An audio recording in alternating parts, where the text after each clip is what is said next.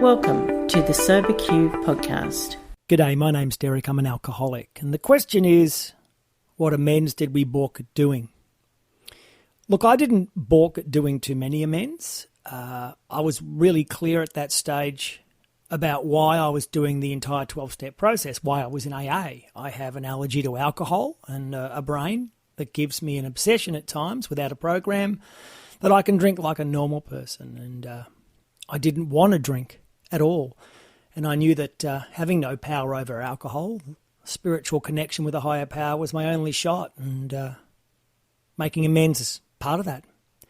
So I was very willing to make amends in general by the time I got to step 8. And there was one, though, and that was to my brother.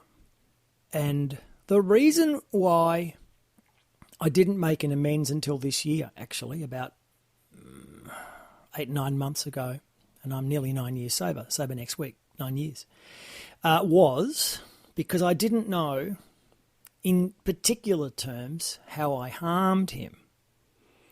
I felt I had, but I couldn't, bring to mind a specific incident. Oh, in 1987, I said this to you and I want to make amends for that.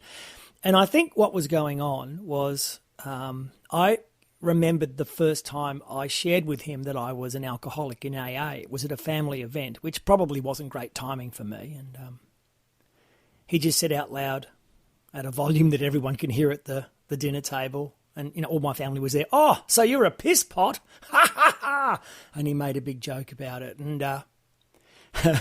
that kind of shut me down with him and gave me a resentment that I needed to do some inventory on, to be honest. But, that's AA, that's recovery, that's being human, right? And at some point, though, as I say, 8 or 9 months ago, I gave him a call and I said, look, here's the thing. I've not made an amends to you, and I am in AA.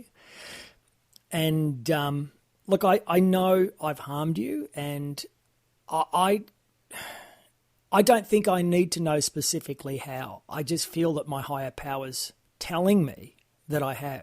And I don't want to get all perfectionistic about it or willful or selfish and wait until something comes to mind. So, look, I want to express regret for anything that I've said or done in the past that's had a negative impact on you or our relationship or your life. And he said, that's cool, man. He said, I understand why you're doing this and why it's taken long. You're okay by me. And we've been closer ever since. And that's the miraculous thing about the amends process.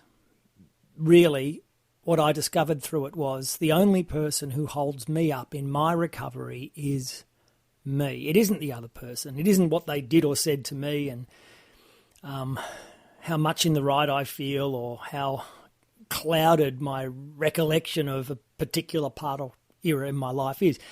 It really just comes down to me not letting anything get in the way of my recovery from a disease that is trying to kill me. And the other thing I'll end on is this.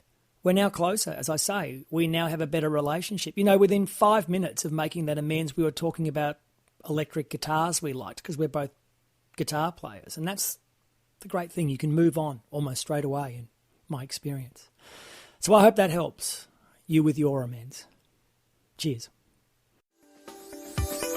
If you would like to share your experience on a recovery question, visit the SoberQ podcast website at SoberQ.com. Thanks for listening.